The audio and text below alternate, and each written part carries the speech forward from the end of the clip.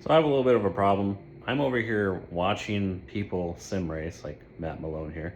While meanwhile, I have the world's most underutilized sim rig today. So I've decided that I want to change that a little bit, seeing that as I haven't like regularly sim raced in about 6 to 8 months.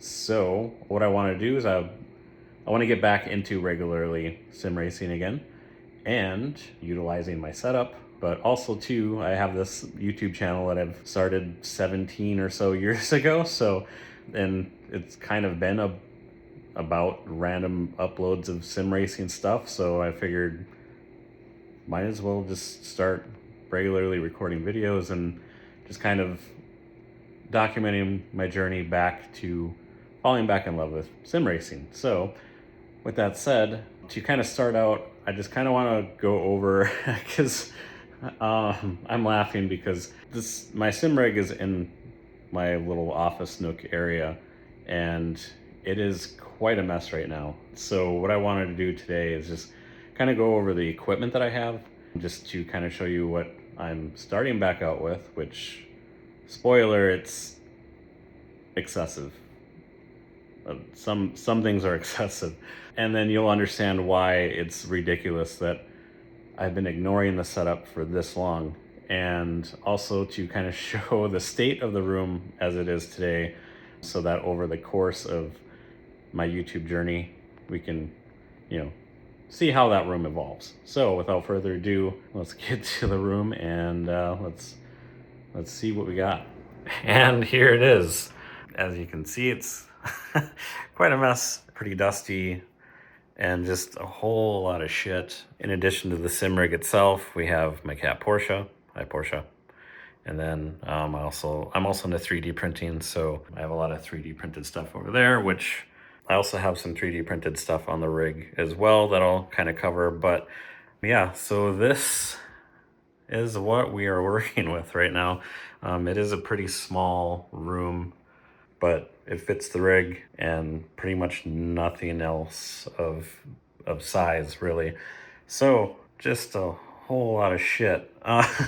Just to kind of start out, so the sim rig itself is kind of a hybrid. So I'm using a GT Omega Prime base rig, essentially, the GT Omega seat as well, which, as you can probably see if I get this out of the way, oh, well, I'm gonna have to reprint that. So if I get this out of the way, you can kind of see the cats have been sitting in this seat more than I have recently. So yeah, so we'll have to vacuum that up. But the keyboard of choice here is, of course, the SimRacer's Logitech K400 Plus. It's got the touchpad on it. So that was a nice little 3D printed thing that I had, but yeah, looks like it needed more glue. But essentially, it would sit in there, and then I can easily pull it out and put it back in whenever I'm sim racing. So that's the the rig. I kind of got off track there. So it's a hybrid of the GT Omega rig itself, but the monitor stand here is from Track Racer, and I believe I did that because GT Omega's version of this was out of stock at the time. So I ended up going Track Racer. And at one point I did have a 3-monitor 32-inch setup, but now I have the 49-inch Samsung OLED monitor, which is beautiful. It obviously doesn't give more field of view than a 3-monitor setup, but I love the picture, and that's why I kept this over the 3 monitors. And then moving on to the wheel itself here, I'm using a Moza R9. I have the base. I don't remember what they call the actual wheels here, but you know, I have the rally style steering wheel, but also the 2 GT style wheels. This one's the more premium one. That one, even though it's not as premium, still a damn good bang for the buck and a good wheel overall. Moza R9, and then attached to it is the I believe this is the Grid. It's made by Grid. It's the Porsche DDU 10-inch, and the thing is massive. But again, it's beautiful, and I love Porsche. After all, I named my cat after Porsche, so if that says anything. But this wasn't made for Moza wheels, so I just had to go to Lowe's and got some jerry-rigged brackets here and just kind of rigged it on there, and it works, so I don't complain. And yeah, so it's a very beautiful display.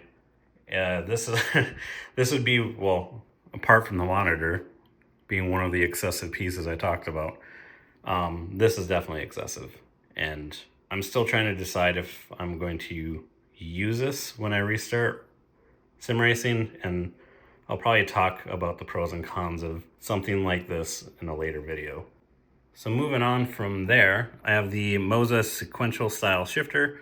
I went with Sequential because I typically drive more modern style cars, which don't use H pattern. So I had an H pattern shifter before, and I always used the Sequential style or the mode of that shifter. So I just went all out and just got the Sequential shifter itself, and then donated the H pattern to my brother. So, and then from there I have a Fanatec e-brake essentially for rally and all that.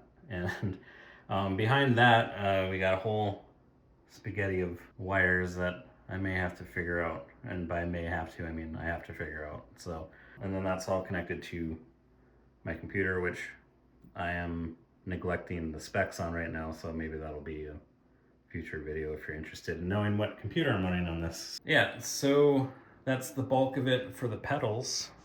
These are the Heusinkveld sprint pedals, along with the base plate and yeah, the GT Omega Prime pedal plate.